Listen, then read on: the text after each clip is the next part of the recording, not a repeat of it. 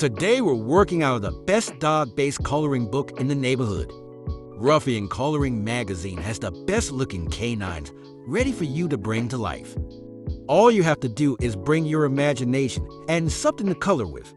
Today we'll work on this handsome pup. It'll be a good one.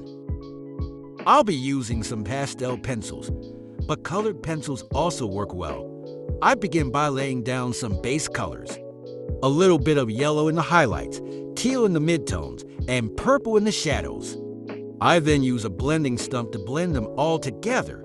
I want my leather straps to look realistic, so I hit them with a dark red shade. What I really like about these books is that they challenge your imagination and creativity. It's so nice to take some time to color and decompress from the day. You are in control of which colors to pick, and things can change every day depending on your mood. This is looking really good. Let's move on to the chains. Realistic chains start with bright yellow in the highlights and some orange in the lowlights and shadows. The more of these dapper dogs you color, the more you notice different shades and textures.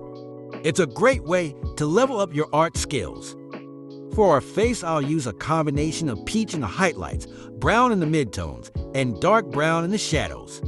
All I do is follow the contours of the face, then blend them together.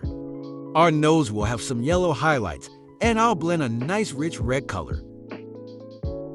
Lastly, we'll make our way to these cool glasses. I'll begin by adding yellow highlights anywhere I see bright white.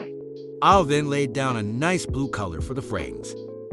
The lenses will be a red shade, and I won't forget to add yellow to the reflection of the light.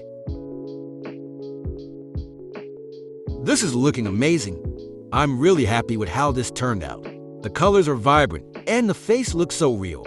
Let me know what you think. And if you enjoyed this, please show it to someone and help us grow.